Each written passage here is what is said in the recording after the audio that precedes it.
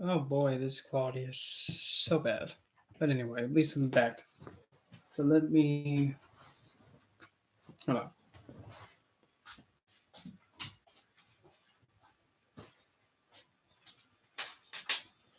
Try this.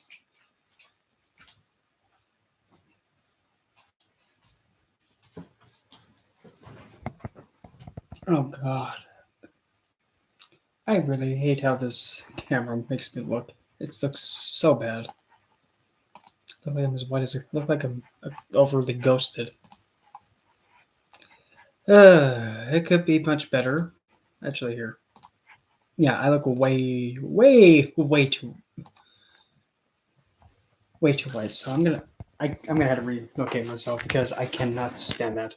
I cannot stand it. So therefore, I'm gonna sit. That's sick. Get this. Let's try this way. Oh, okay. Spin this way. Eh. Hold on. I'm almost done, I promise. There. Please. Have I? Hopefully, I look better. Oh, that's so much better. So much better. So much better. Okay. Do I at least sound okay? You. Cupcake. A scooch. The touche. Thank you. Let me grab my definitely not rainbow dash keyboard and have it to the right. Okay. Yeah, YouTube not only glitchy, but it's also. Oh, I'm going to say this nicely. We are definitely for the creators. We are so for them. And I'm straight, but that's beyond the point.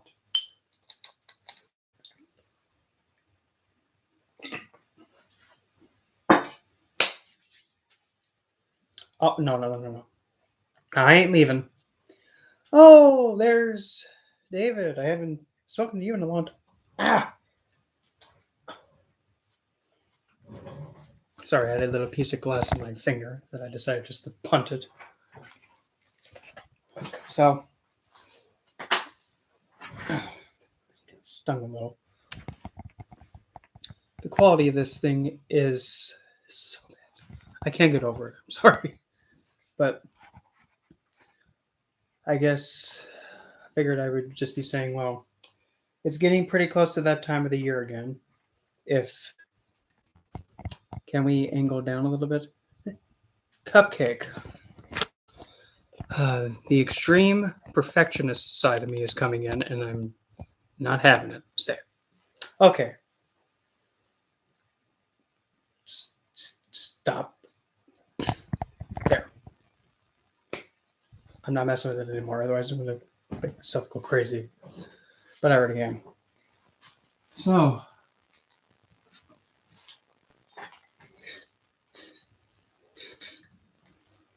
I know I take my own breath away, but one of the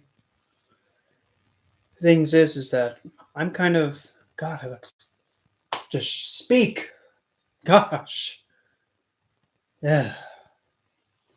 One of the things that I get kind of annoyed with, specifically when it comes to stuff like YouTube, Facebook, and all that stuff, is that it's pretty difficult that if you're going to be speaking about something and trying to keep the factual side of it going. Breathe in. And then out with the air. Blow it. And I mean, I'm literally, my big three literally are air. Nothing but air. Nothing but blowing it. Essential, well, Libra Sun, Aquarius Moon, and Ascendant, and a retrograde Saturn, and Lilith. All in the, yeah. So yeah, you can definitely be like, how much Aquarius was that? Yes, I do. Yeah. And even then, I think like, well, oh, this ought to be good. Well, that's offensive. Like if like I've had so many people like when I'm speaking and then somebody says like, well, I'm offended by that. Okay, how is that my issue if you're saying that what I said offended you? Because the thing is, if something bothers you, step away from it and just distance yourself from it. Because usually, if you say to somebody like, "Oh well, what you said offended me," most of the time they're not really gonna care. In fact, they probably might be like, "Oh, that bothers you, huh?" Well, a wise man once said, "Don't tell somebody that don't tell somebody your weaknesses because they'll pretty much pick it up and smack you with it." Hmm. Hmm. Water and Earth, Leo rising. What degree? What degree is your? I almost said. Well, yeah, that technically is right. What's your rising degree? Because I'm interested, and I promise I'm not gonna. I promise I won't go overkill with it. 14 degrees, so that's like almost right smack dab in the middle. So that would be, I believe that would be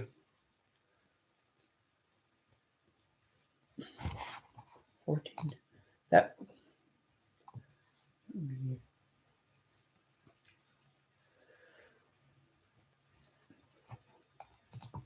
do you have a strong connection um with your like with heritage and then the ancestors? Do you feel like you have a strong connection to like your family history? Or do you feel like you're trying to hold on, let me fix that mic because it looked like it was about to just fall. Well, because either way, I even read like Western placements with Vedic rules. Same thing with like the Lunar Mansion stuff. The same thing. I read it the exact same way because I'm somebody that's like, take everything that I know that's in my head, throw it at it, and see what comes out of it. So, but it's either 14 degrees in Leo's either MAGA or even I'm going to say Purva Falguni, I think. I'm just recalling it off the top of my head because if I go elsewhere, my computer's gonna be like, "Oh no, quality's gonna suffer," and I don't want quality to suffer. But then again, probably my voice doesn't sound that good with this MacGyver setup. But anyway, um, speaking of, why did I just grab this in the first? Oh, that's gonna sound so bad if I put it that way. Why did I just grab it like this the first time? Well, I'm not gonna. Well, yeah. Well, for me, I was actually taught Western by my mentor, Russell, and I was learning Vedic on the side, going about it by myself. So really, I was learning both at once. And even he was just like, I don't know Vedic, Brendan, but it's time. Brendan, I don't know anything about Vedic, but here, it's time for you to know. Listen to me, okay? But I mean, I look at everything, well, almost everything, not literally everything, but I look at, of course, I look at the main, like all the regular planets. I really don't read the asteroids that much, like Chiron. I'm. It's not that I don't like the guy. It's just I just haven't had much experience with handling him, other than me just wanting just to tell him stop shooting yourself. Oh, you had one job, but oh well, it's okay. But Black Moon Wealth on the other hand, yeah, I confidently read with that placement, that placement. I'm confident with that one at least. But there are some things that I see that I think like, um, can you get that thing in between your legs and stop making that noise? Because it's not attractive and it's kind of concerning. you have an issue with that, you might want to get that fixed before you know you misjuice yourself. I don't know why that came. Well, so do I, but really the only one that I kind of, well, this doesn't sound a little weird. The only one that I understand the most is actually Juno, which is, well, we all know who Juno is, hopefully. Yep, Queen Hera. So, I mean, the first thing I think of when I hear about the asteroid Juno, I think, oh, that's Hera. Okay, where is she? And she's in the seventh house. Oh boy. Well, you got to be careful because the way that your committed relationship is going to be, you better make sure that you are careful with the contracts you make because you might lose your head. But yeah, I mean, I know I'm one of those astrologers that doesn't limit myself. Like how I take, for example, like the Western composite chart and the synastry chart. Well, actually, I mean, just the composite chart between two people. I take it a step further. Like I take the composite chart and then I split it up into the divisional charts for Vedic. So, for an example, say if you have hanky and panky, you find the midpoint, and then you actually make divisional charts out of it. Like the D9, which is the divisional chart to see if somebody's like like the like an individual's luck, the pathway of their life, and the results throughout life, the second half of life, their marriage, unionship.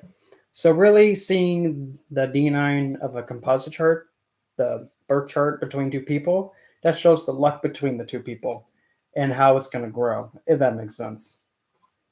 And I mean, if you really want to be crazy,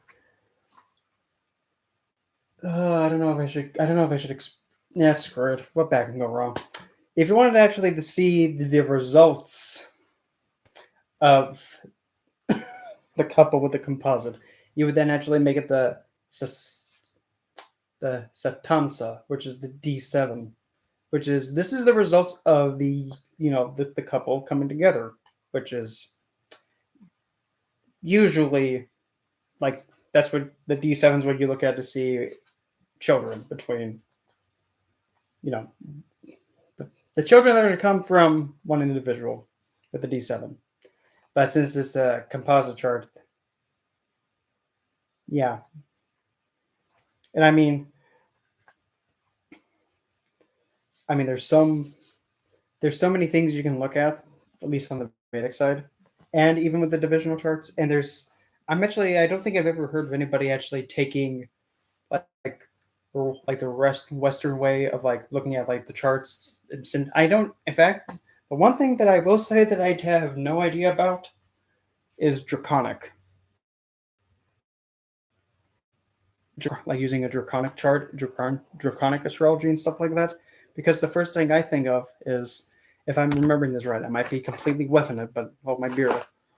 With draconic, isn't that like when you make Rahu the north node the ascendant? Because if that's the case, then isn't that like really, just reading from Rahu's position? And since you're making Rahu the ascendant, you're actually looking at it from their obsessive point, like the point where they're like Pac-Man and they can't get enough of it. And even though wherever Rahu is at, you have to have the K2 in the 180 degrees. Hey, Jabrail. So really, having Rahu as the Lagna. So essentially, you're seeing from Rahu's point. And when you look at Rahu's point, you pretty much have this. I must have this. Gimme, gimme, gimme, gimme. That's like the 50th pizza. Shut up. Give me more pizza. 0 degrees Aries.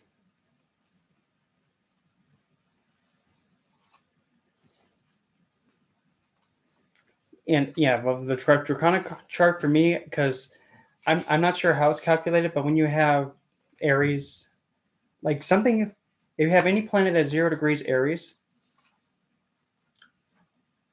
usually you would have, the best way to put it is that you have somebody's obsessive point, essentially, because at 0 degrees of Aries, that's where Ashwini starts, which is symbolized by a horse going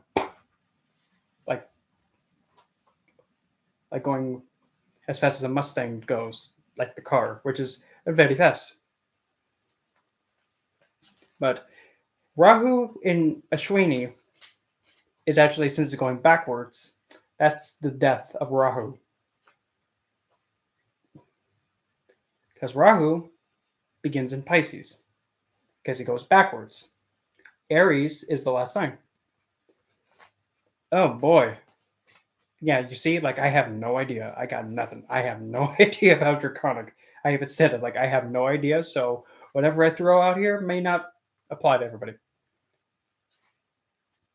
Mercury in Aries. Well, the thing is that, well, when it comes to Vedic or Western, I'm one of those that goes like this.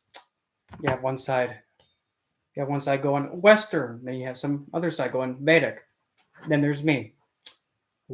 Why not both at the same time? And then both look at me and think, what are you, nuts? Typical Aquarius, what do you expect? Western, Vedic, both. And then, I get chased after by pitchforks. But still.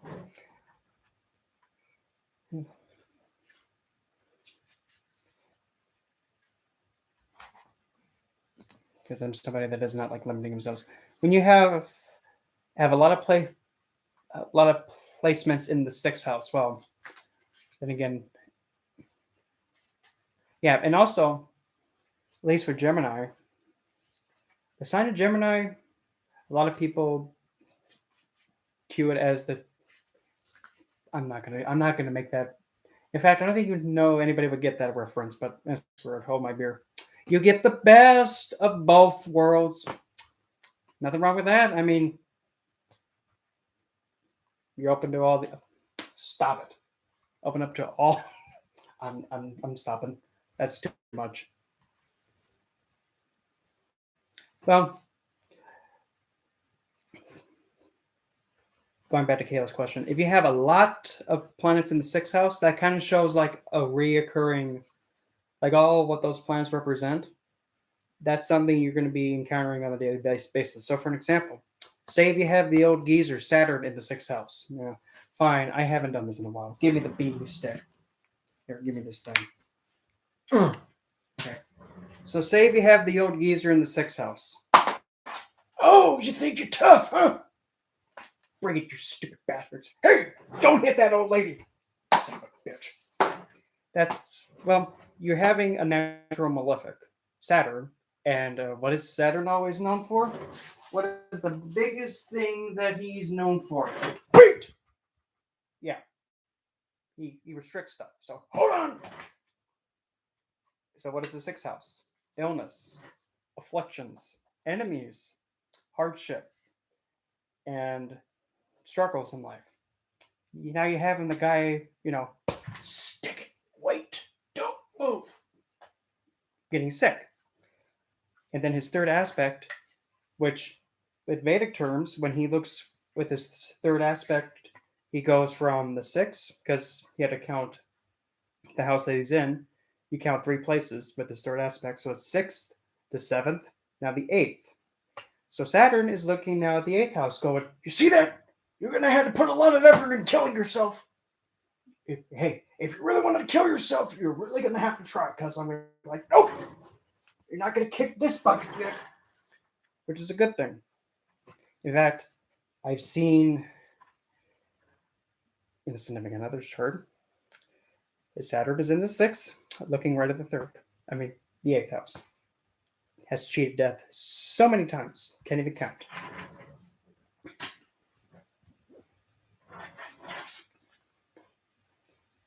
Can't even count how many times where it's just like, how you should have been dead. Probably the biggest example was him going down a street in I can't remember what car it was. What he said it was. I think it was a Thunderbird. Yeah, he was going down a 25 zone, going down the street, going 70. Crazy kids. He goes down the street 70 miles per hour, loses control of the vehicle, goes head on into a mailbox so hard and so fast, The car hits, goes midair over the mailbox, flips and turns, lands like that. Midair, lands like that. And inside the car, it was completely, there's stuff all over the place. He gets out of the car, only has shoulder pain. Yep. Amazon delivery. Yeah. I mean, I've had some people that even done, like, they come deliver stuff, they even completely miss. Like, they pull up, they chuck the package. It's just crazy how even some people that deliver with Amazon just there. But still, he hits, goes over, and now he's on the other side of the mailbox.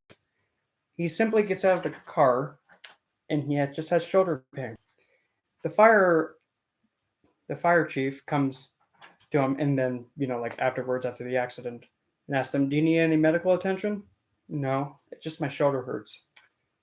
And I kid you not, all the marshal said was, "You should have been dead. You coming out without a scratch, you should have been dead, because all the stuff that was in the car, you should not be alive right now." That was just one. And funny at that, I found out when I was taking an EMT course, then the pictures of that scene popped up, thinking, oh, I got a tickle in my throat. But seeing the picture of the accident after him telling me this months prior, I'm thinking, oh God. And I did exactly this. And then the instructor was like, "You're all right, Brendan?" I'm like, "Yeah, I'm fine. Don't worry about me. Is something bothering you? Is any of the pictures bothering you?" "Nope, I just know that guy. I know him." Bleeping headache, but still. That's what Saturn looking at the sixth house. No, wait, looking at the eighth house with this third aspect, that's what it'll do. Suppress, tragedy happening. But also, if you're trying to gamble a lot, you're going to have to gamble a lot more and take a lot more risk to earn that. But also, since the eighth house also represents the occult, any kind of investment or actually trying to grasp and use the qualities of the occult, you're going to have to put in double the effort in order to actually obtain from it. And also, Saturn then looks 180 degrees to the 12th, which is the house of loss. His 7th aspect is essentially him. Okay, we're going him. Oh, you see that? You're going to stick to this. You're going to devote to it. Now! So, essentially, you're devoted and you're pretty much hyper-focused, or you're really determined to go towards either helping other people find their escape from this world, and you're really devoted into long-distance discovery.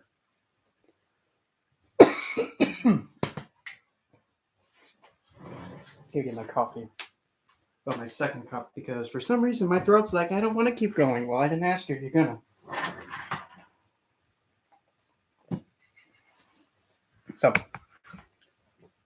and also since the 12th house is also donations, hi Adam. You're also going to be very committed and pretty much being focused on giving back. But then again, it depends on what sign it is. Because if you have Saturn in Aries, pissed off, I don't like seeing Saturn bad. Not that because, he actually starts beating and smacking people, but, he's going to break his hip being Aries. Think about it. Old geezer with a cane. You want me to run? Why? Oh! He's going to fall and break his hip. He can't run.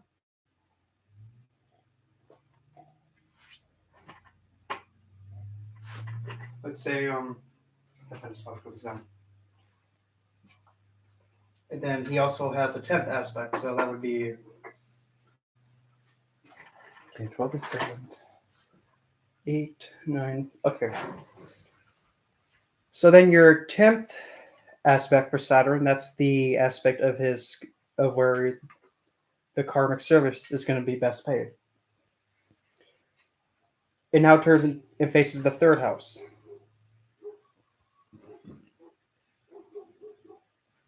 And this is why I'm a cat person. I'm a cat person for this reason. In fact, cats, well, hey, there's a lot of funny videos of cats than dogs, I'm just saying. But your highest form of karmic service comes from your skill set. I swear to Lord Lantern. So essentially, whenever you hone your skills, or you actually communicate, or you actually put out effort, you're actually taking a lot of your karmic, quote unquote, debt, and you're starting to bring it down some more. At least with Saturn in the 6th. Let's see what else. Then there's another question there.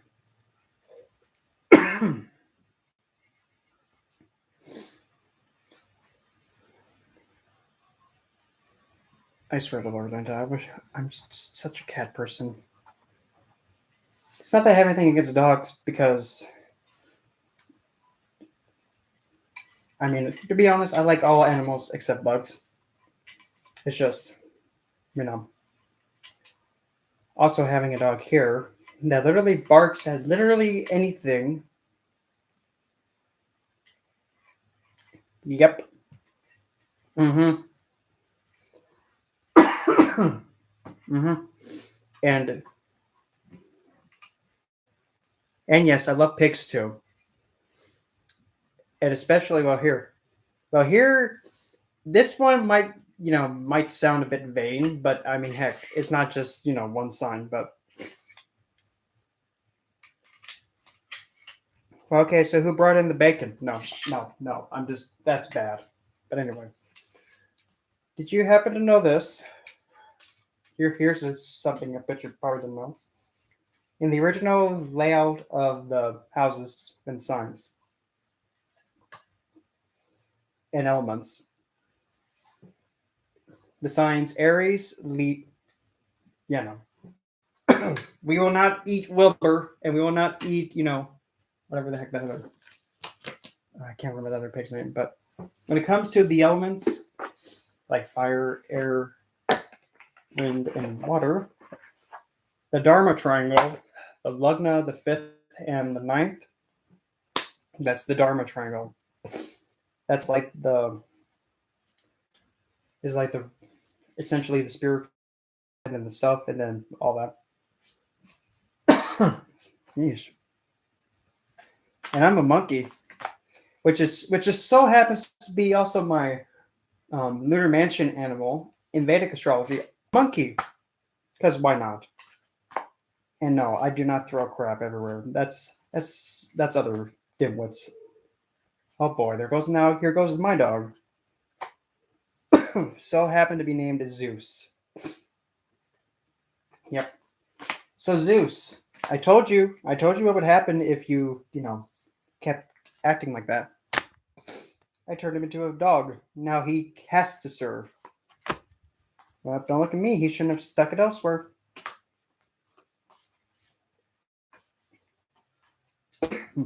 So.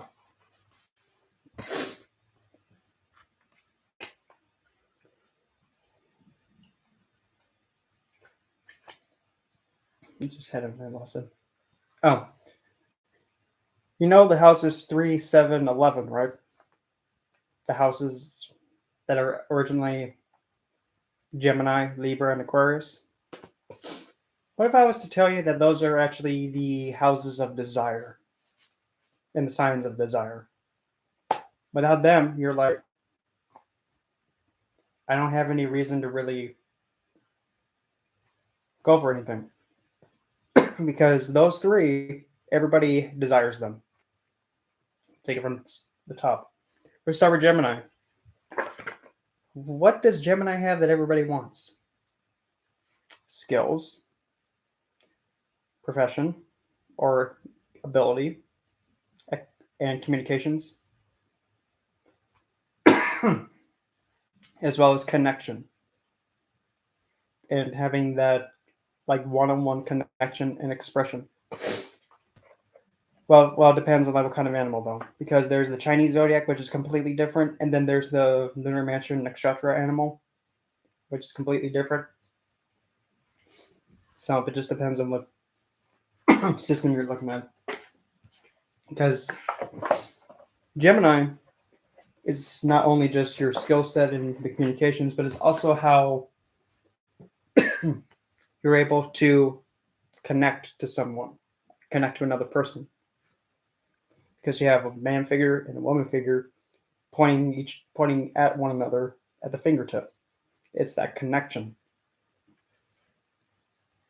And with that, in order for you to actually have a desire, you have to be able to connect to someone. You may need to have connections to get to that desire.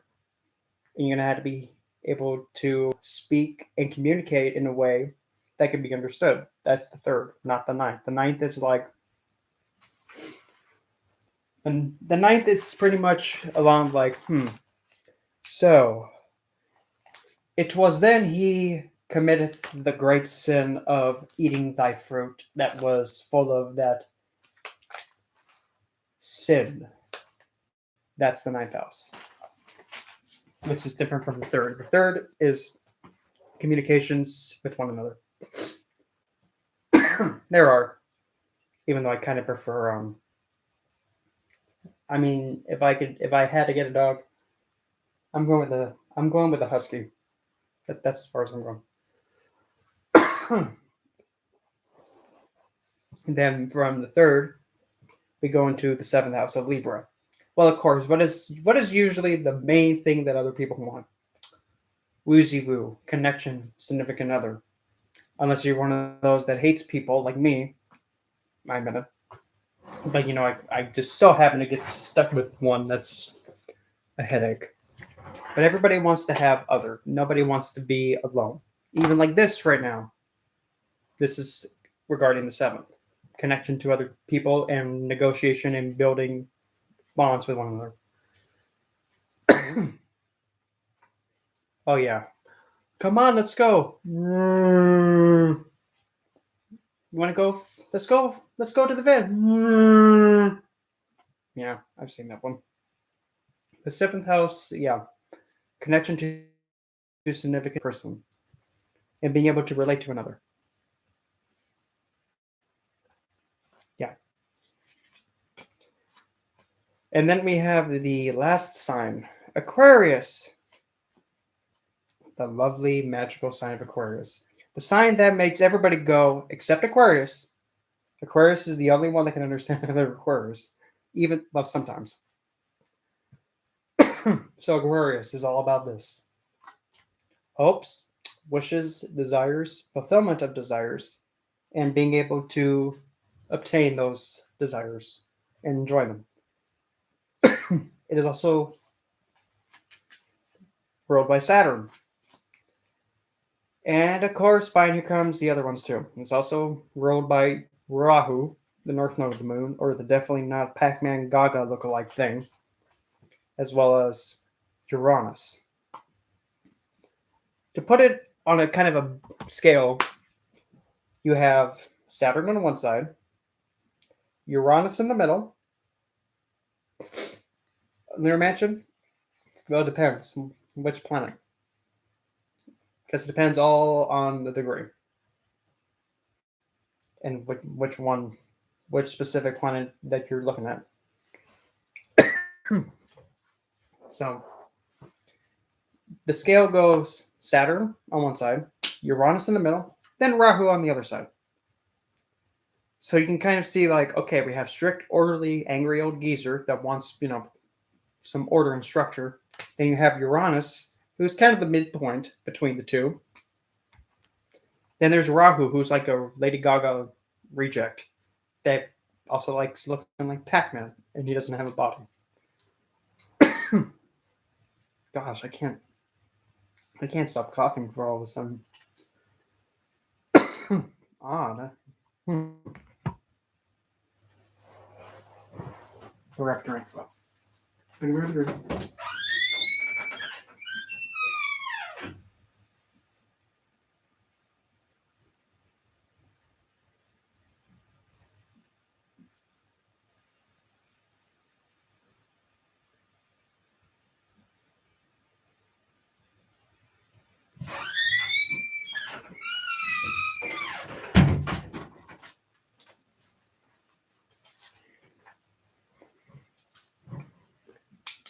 And that's another thing I don't seem to understand. Now, don't get me wrong. I actually do have Russian tattooed on me. Sometimes I even wonder what the heck are those comments even supposed to mean anyway? Like random letters dot com or whatever. Yeah, I know. It's so loud enough. It's like be walking into like a horror movie. Yeah. And hey, maybe I should put a sticker on the door that says "Squeeze me, I squeak." No, don't squeeze me. If you squeeze me, you're going to be concerned on what's going to happen next. Don't grab. No. I'm not going to go in that direction. Don't grab my hunger. Vulgar. I mean, it's nice to know that, hey, at least the... Okay, I'm not going to shuffle on that then. I'm going to do that then. Because I don't want this to fall. At all. I mean, if there is a better way of doing this. Best would probably, for next, would be either black. Okay. Whatever's in my throat right now, could you please stop that? Do not know why I'm getting a tickle in my throat all of a sudden. Preferred color would be black, dark blue, silver, or white. Those would be the most ideal.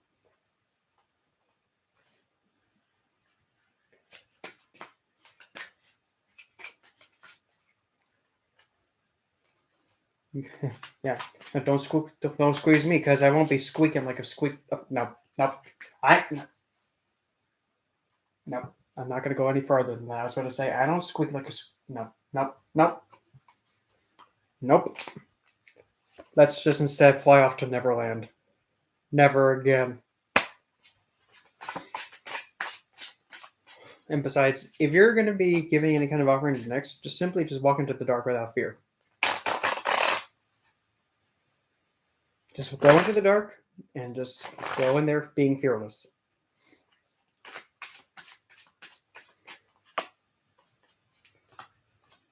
Now this, whenever I see this death card, I think, can somebody get their poochie, please? Is howling again. But anyway, this death card, I think,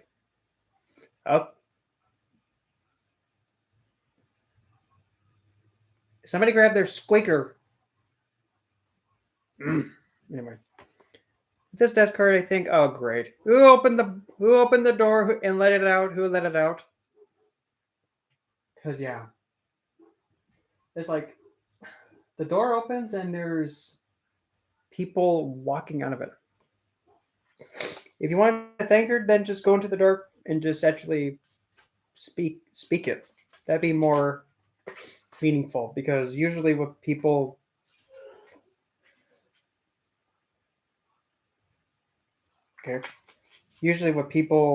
tend to forget is that with Nyx, she only sees you. And even though we're kind of led to the idea of like being afraid of the dark, she sees you as like a great grandchild kind of a viewpoint. So if you go at her in a state that's like pretty afraid, I mean, from her viewpoint, she's going to think, why are you afraid of me? I'm like your 50,000 great grandmother.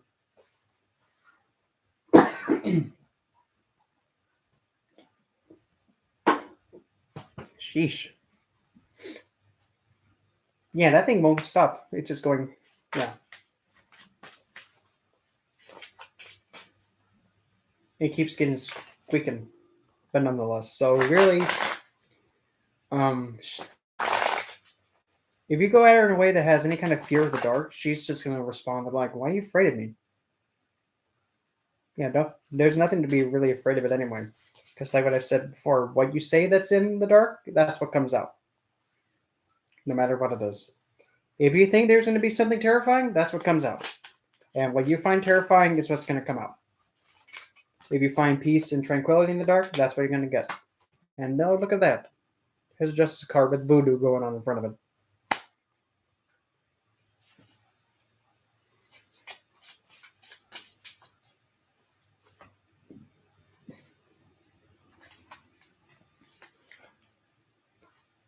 I like how when this card just, like when this whole deck just flipped and all of a sudden, oh, look at that.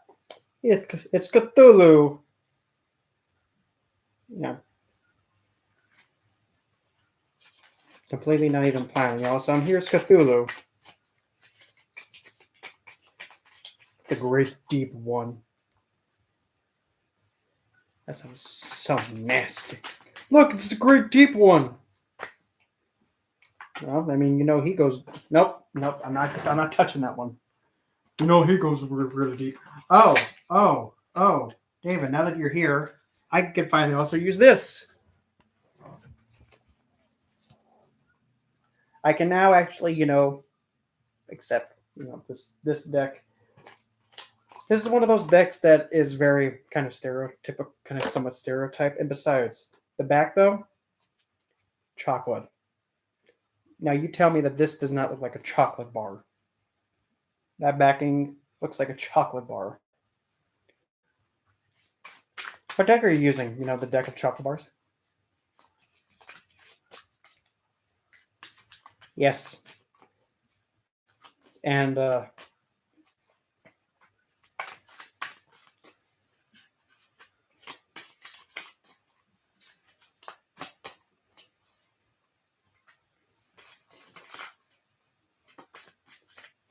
so that way people are aware. David's been doing this longer than me, so if he, if he corrects me, then yeah, go with him. Oh, isn't that planned? But yes, this deck, like here. All the aces look like this. A top hat with the suit symbol of it. It's like what was that old time cartoon called? The one with the moose and a squirrel with the flying thing on his head. Watch me pull a rabbit out of my hat again. Throw up my sleeve. Presto! Now here's something we know you're really like. I think that's what it was said. Is it Rocky? Rocky and what's his name? Rocky something. I know it's a squirrel with a blue aviator thing on his head, and then a moose, and then that was like what they were known for. But the cartoon is definitely older than me.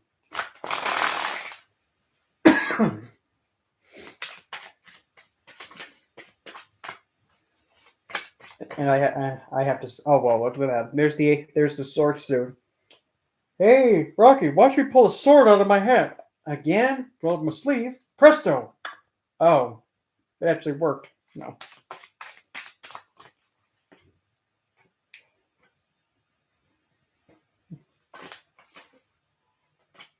In some of these cards, at least in this magical tarot, of definitely not chocolate and men. Some of them look kind of make me get confused. Like, yes, that's a kill.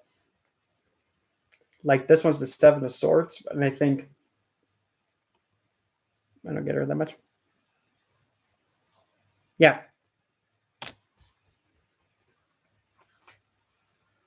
Yeah, Secret Chocolate Tarot. Yes. Oh yeah. And I'm just putting it out there that hey, I'm one of those that's how do I say this? I'm one of those that, when somebody with more experience and a lot more hands-on than me, I'm one of those who's like, okay, I know when to stand down and let somebody who has more experience come in. Yeah.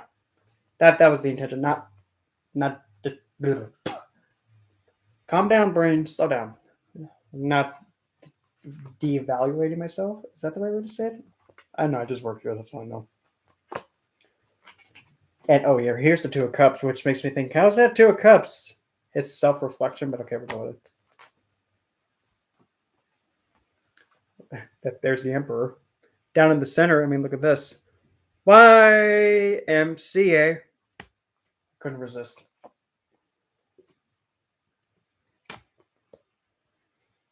Standard 10 of cups there with the 2 kids. I love the moon, though. Look at that moon. It's like, oh, wow, that's such a beautiful moon out. Oh, I'm sorry, gentlemen. We'll take our leave in. Here's the magician, and I just can't. Not all of us like Broadway, okay? And then the courts for this deck, they go youth, man.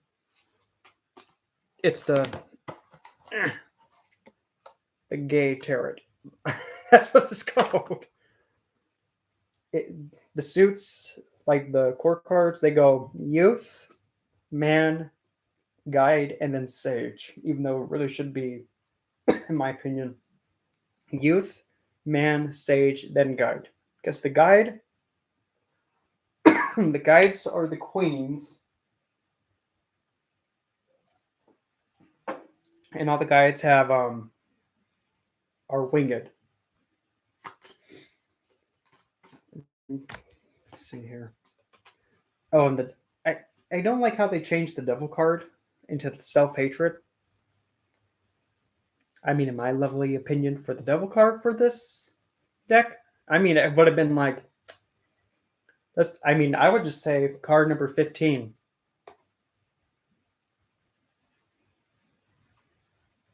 Well, if she's reaching out towards you, well, it's a good time to listen, or it's a good time to listen. And naturally, she's one of the most simplest to go to, actually. But yeah, self-hatred, no. I'd rather make it be all card number 15. The bathhouse. Well, hey, I mean, the thing is that, well, again, the devil is all about enjoying the experiences of, this thing, the skin and the flesh and the body. So, bathhouse, well, you're definitely going to be experiencing that and having, living life and living hard. And then here's the Sage of Cups, which is a referee between 2 guys about to duke it out. Okay, you 2, I'm going to teach you both on how to have some mature emotions and stop fisting each other. Vulgar. And here's the... God, this is funny. Here's the man of Pentacles. He's quite, the construction guy. He knows how to build... no, I'm not going no more that way. Let's just say he knows how to build on you.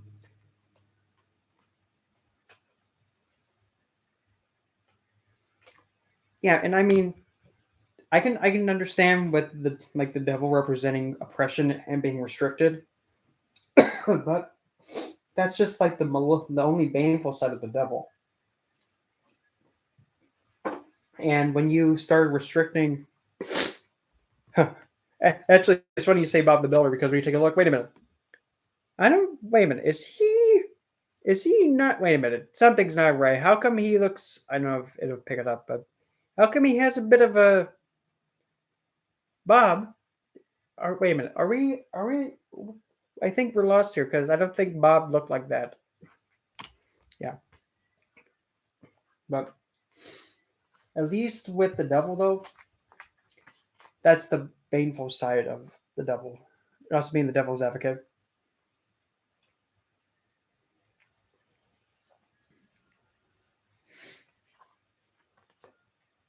Here's the star, and I mean, I'm not complaining about the star. It's just like, oh, come on, really? You had it just manifest without the lower half? Could you at least have gone a little bit? No, nope, I'm not messing with that.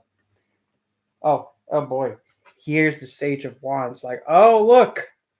Oh, boy. Oh, look. Isn't that who I think it is?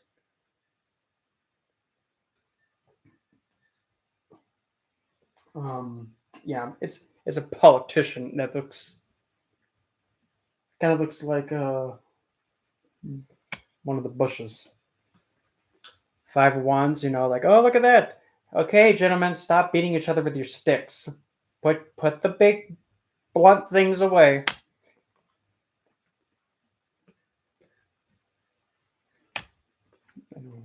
Well, Yes. That's why I mean, personally, that's why I'm strictly an intuitive reader. Usually when I see something like, here, let's see if I can find one. There it is. Actually, it's funny because this is the deck that goes with the book. I mean, the book that goes with the deck. But anyway, whenever I see one of these things,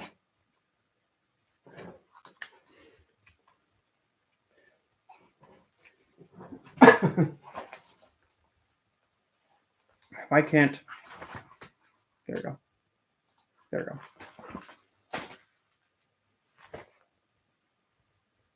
Good. Good. I didn't even know why that thing had to be moderated because it's like, yeah. This deck is extremely happy. Yep. But yeah, whenever I see one of these things, the guidebook, even if it's a big book, nope. I want nothing to do with that at first. After some time, fine, I'll go and I'll look at the book just to see it. But when I get a new deck out of the box, I do not use this thing, let alone any other guidebook at first. Yeah, because it makes me think that, oh, Ace of Pentacles, huh? Okay, well, I could look at this and be lazy, be all like, well, to put it, like if I was going to read this intuitively, I think, looks like there's a lucky fortune that you pulled out of your hat. And looks like there also might be involving some plant life. Because there. In fact, it might be a bit romantic with your new manifested of some sense. Because it's a quarter, but let's see. Let's see here. Don't need to look at that. Where is the... But according to this thing, none of the cups, we'll go to... Okay. The Ace of Coins says a gift of security, starting to build or construct something. Fertile environment. None of that makes sense. At least for this depiction, I think. A gift of security. I'm going to watch me pull security out of my hat. No, I don't get that one. Yeah. And actually, that's why I like to say every tarot deck is like a unique language. They may say the same thing across the board with the same card and what it is, but they speak the message in a different way. In fact, completely nothing at all.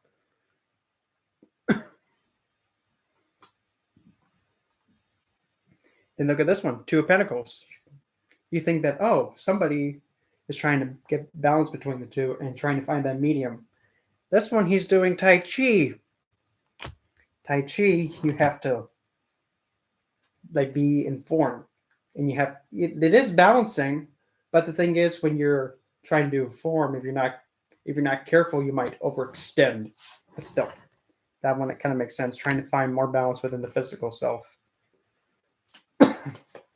And then here's my card, and I mean which is the Queen of Cups, which in this deck's a guide. There's mine, the Guide of Cups. Looks like, talk about having a bit too much. Because I mean, look what he's doing with that. Is that what? Oh no, that looks like what I think it is. Yeah, the fluid. Nope. Of course. Here's the Man of Swords. You know, Professor Utonium.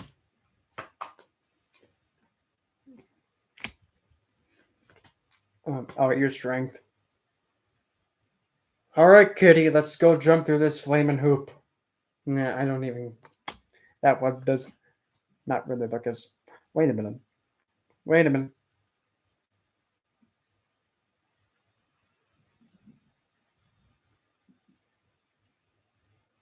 I thought I saw something there, but I didn't. Oh, here's the Seven of Wands.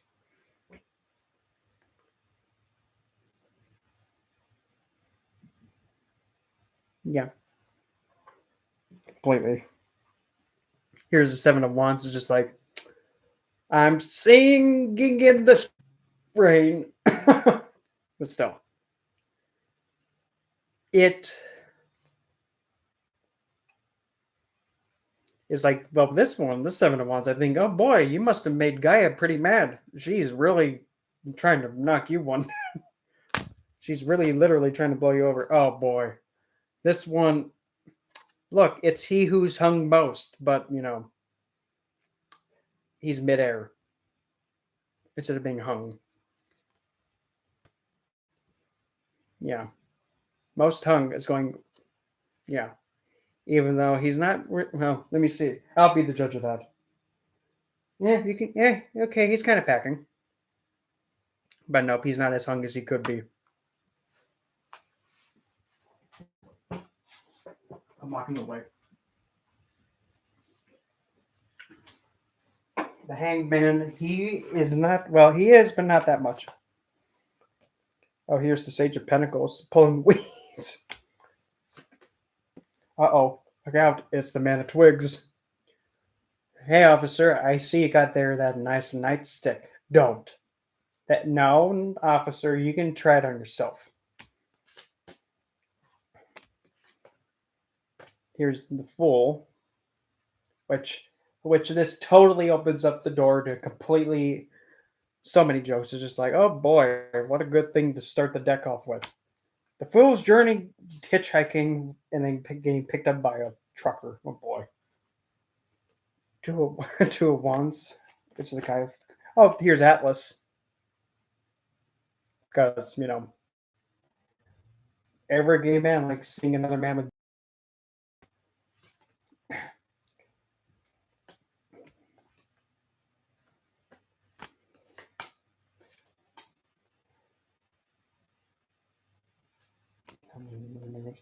Oh, here's one that confuses me. The Nine of Cups. Oh, I'm having my wish fulfillment being completely far away from everybody else and the world, so y'all can stick it.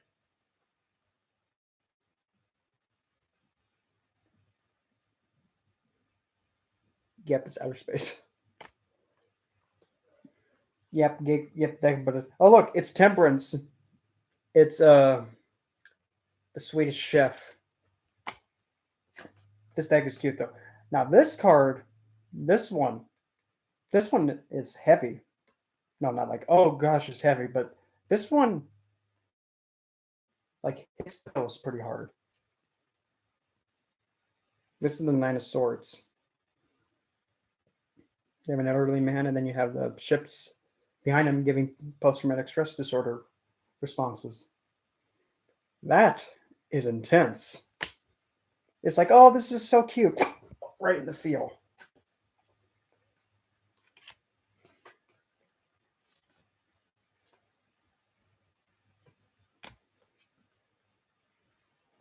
Yeah, here's the Youth of Swords. The Chariot.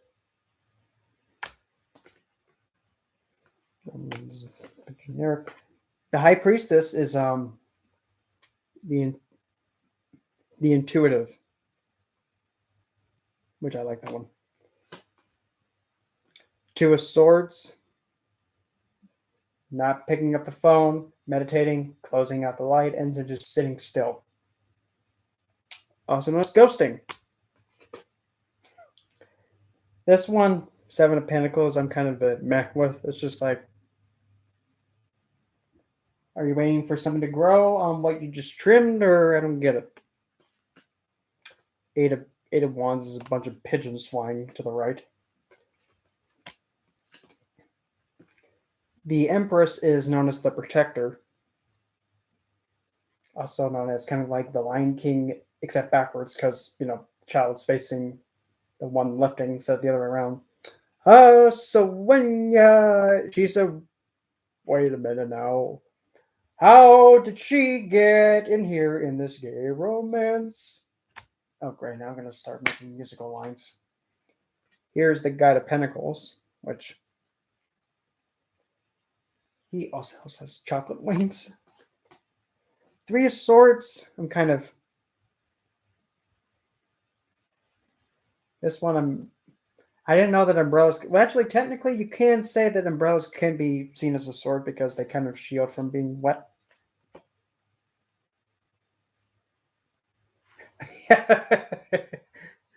Oh, it's okay. I'm over here just like, you know what? If it's supposedly if it's offensive, good. Just put it in there anyway. Oh. This. Oh man. Oh wow. Here's the Youth of Pentacles. I mean, it's not that I don't. It's not that I have anything against muscle building, but he looks a bit expanded on his muscles. And the other one, I'm not convinced in the center. I'll not watch YouTube be like, oh, you can't show that. What? I can't show what? I just did. This, now this is the best lovers card. I love this lovers. You have the night and day, sun, moon, and then the two different races coming together. I love this lovers so much. If anybody wants to contest me with that, oh fine. Let me see what you call lovers. No. Now, up and here's the Man of Cups. Careful, firefighter! You're getting your fluid everywhere. Don't miss.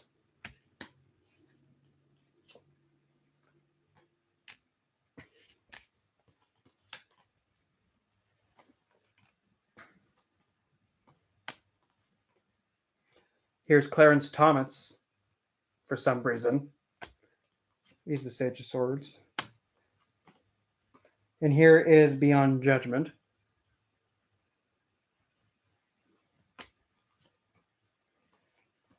And I like how the cup suit is gold.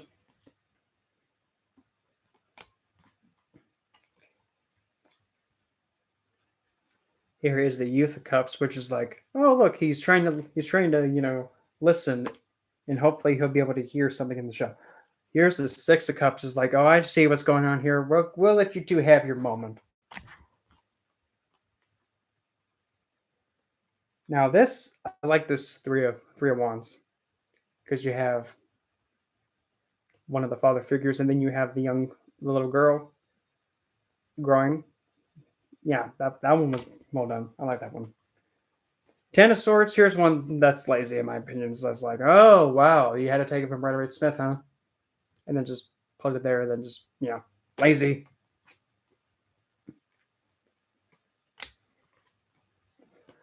Oh, here's the He Who font, but he's known as the priest. Now, when I see this He Who font, I think of something so much better. I love this one. It actually makes me think, wow, somebody who's able to practice their faith and guide with their faith, but also still advocate and actually allow other people to still live their life as is intended, and actually being able to love who they want to love and give it to them. I like this one. I like this He Who font. That's pretty much it. See what else is in there. Now this one, I'm going to save that one for last. Here's the Tower Revelation. Okay, Revelation, which is like the coming out. Here is the supposed to be Queen of Wands, but it's the Guide of Wands, and I'm thinking, my good sir, you have quite the stick there. You have quite the stick below the belt. Eight of Cups going in a plane, flying away. That's another heavy one. Here's the Hermit, which makes me think,